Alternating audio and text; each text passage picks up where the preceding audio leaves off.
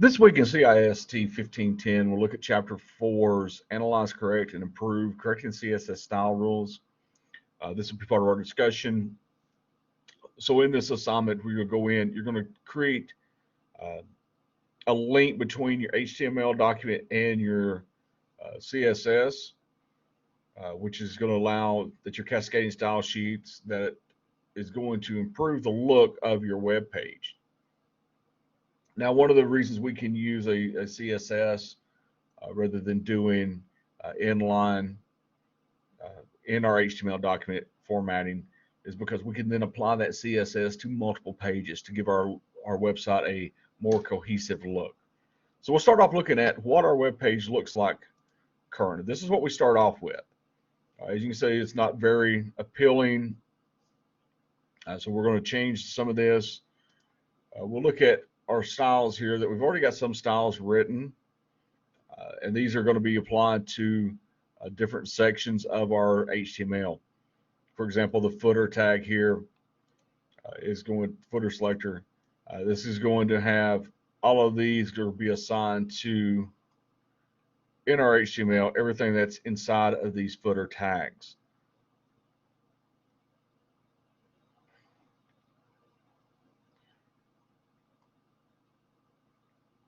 All right, so what we're going to do is we're going to start off. We're going to correct some items here. We're going to start with our index, and we're going to put our name and the date and the file name in our comment section on our HTML.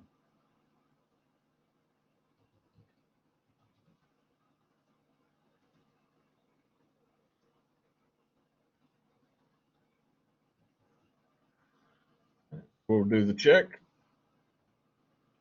and we'll see that that has passed. So next we're going to link this styles CSS into our index. That's your linking of these files will be take place inside of the head section. Remember, this is what the users will not see. This is what's telling the browsers how to behave. So we have our title already put in. Our meta characters are set. So under this, we're going to put in our link to our CSS. And I'm going to copy and paste this.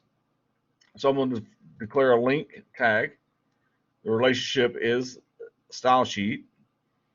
And then I am going to link this to the styles.css. Notice that my actual file path is telling it to go to the CSS folder and then get the styles CSS and link it. Okay, so I'm going to click this and check.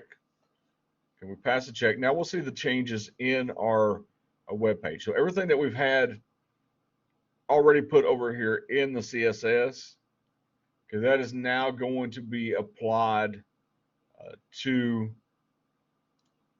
this web page. So we'll refresh it, and you'll see that now we have background color, we have different font set, we have different options.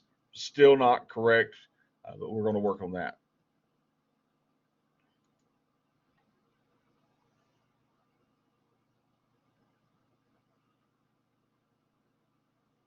Okay, so now we're going to go work on our styles, and we're going to first, we're going to add a comment.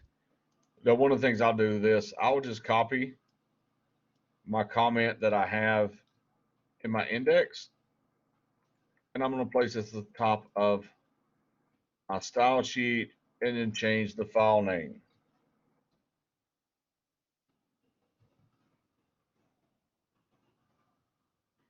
So that will now pass. All right, so the next step now is I'm going to correct the style rule for the H1 selector located in the header element to center align its content. So what I'm looking for is I am looking down into my CSS, and so I'm looking for the H1 selector that's within the header element. So let's look at this in our index HTML. So we are looking here for an HTML, we're looking for nested tags. So this will only be applied to the H1 selectors that are inside of my header tags. So the H1 tags, so the CSS levels, This is the text here. This is what will be affected by our changes here. So we're going to center align this. So I'm going to type in, and as I type, you'll see that I do get hints. First, I am going to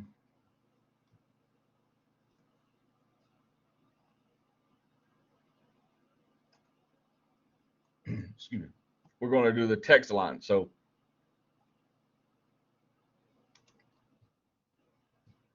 you'll see that we get the hints. We select it, and then we're going to type in the alignment, run it through the checks, and we'll see how this is updated here. So now we have that H1 center aligned.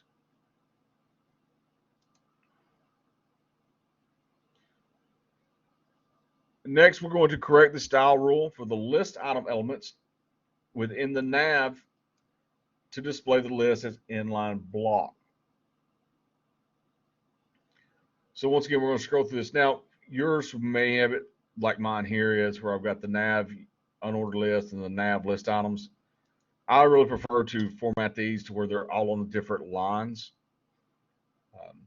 rather than getting them jumbled up.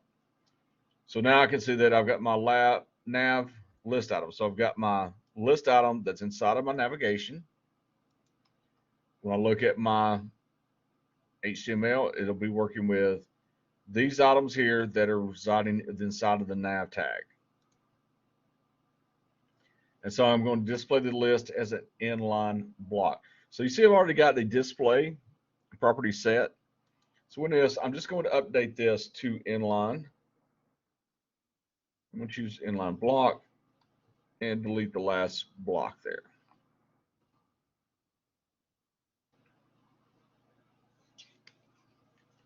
All right, so as it passes, we'll check and see any updates.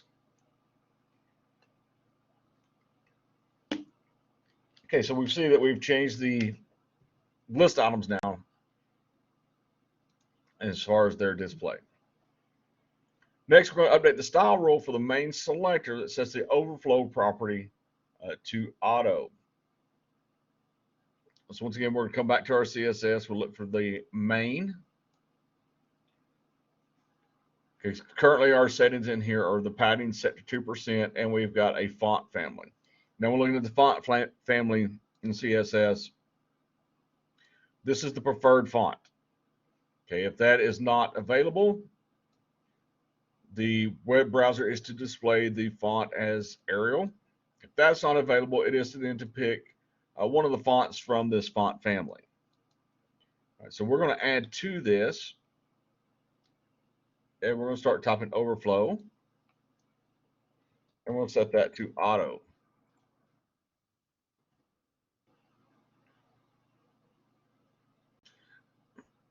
Now, some of these changes you may not see any change right now when we're working through this. So you see that really couldn't see a major change or anything change there.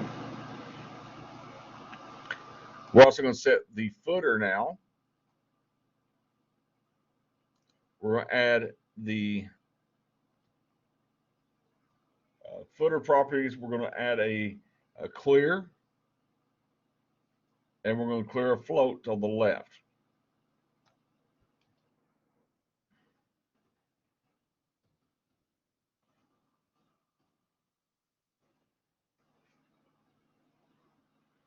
So run the check.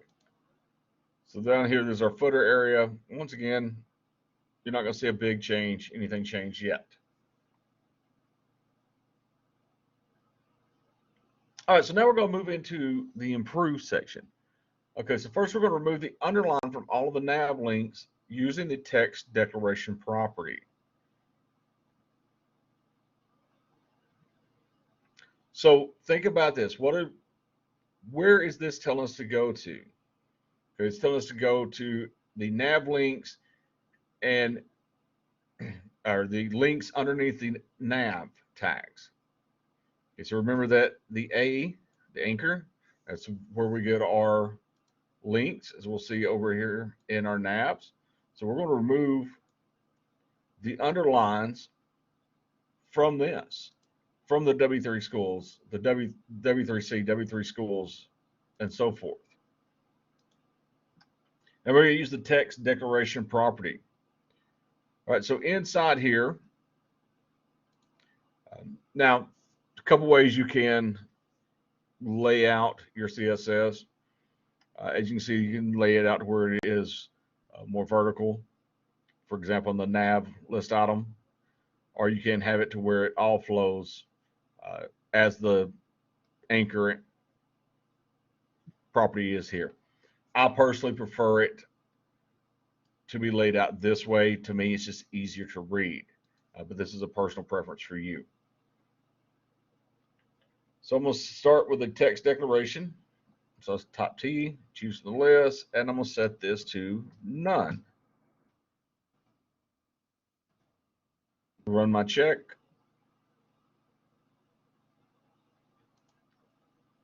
I will see my updated web page here, and now all of the underlines have been removed.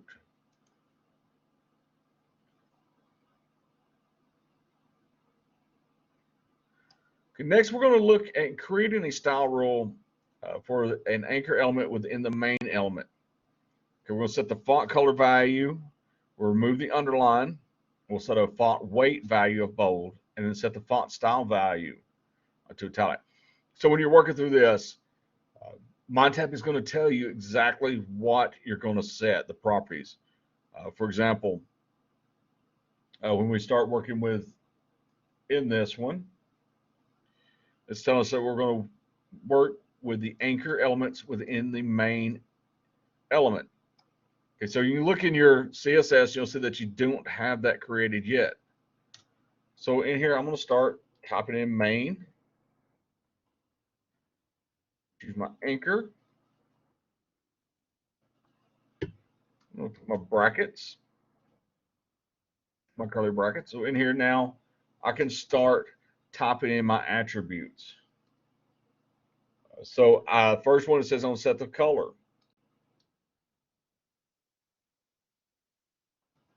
And then it gives me the value. So I'm going to set this to 47476B.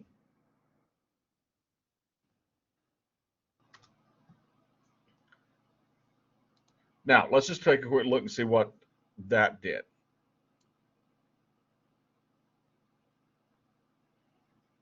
Okay, so what happened here is I've already clicked on these links. So the color is now set to this. We're now going to set the text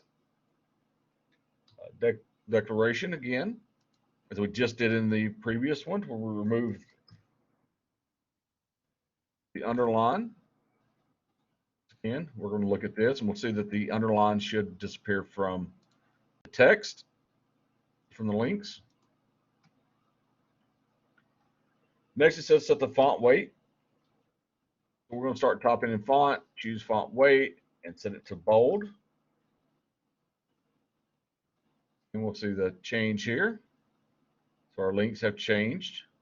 Notice it's only taking place, the only changes that are taking place are to the text that is in the anchor tags. Because we are specifying that this only applies to an anchor tag that's within the main tags. So now we're going to set the font style. And we'll set this to italic.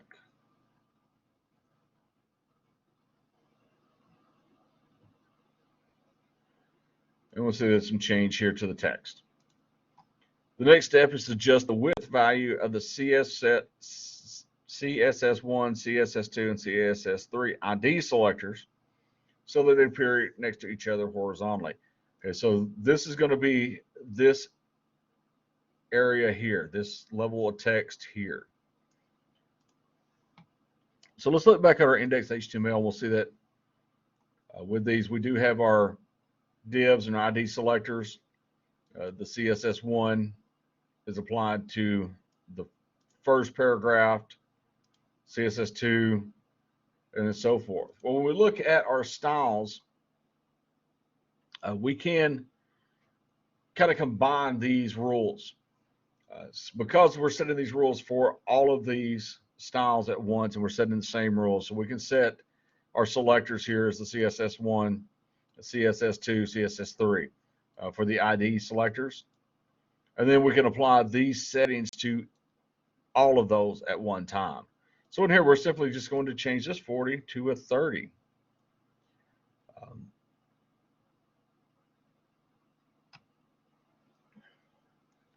We'll leave the float set at left and our padding set as well.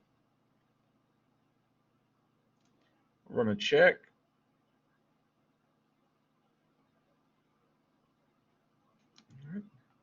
And we'll see how this looks now when we update our web page.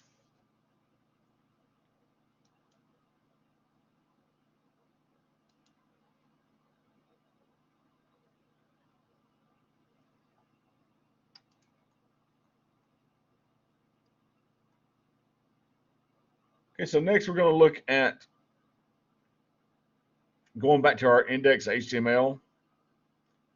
We're going to add in the links to our navigation. Okay, this is the same thing that we did last week when we added the navigation links. So we're going to scroll back up to our unordered list, and this is where we will add the actual information.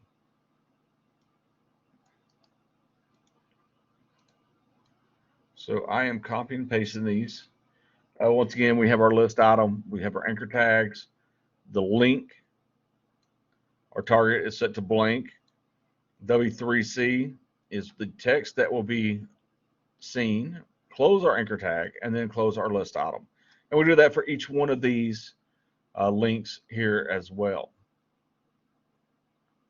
So we'll run the check on this.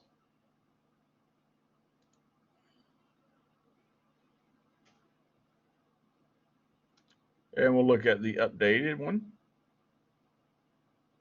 Okay, so now that when we click on these links, we're actually going to that web page.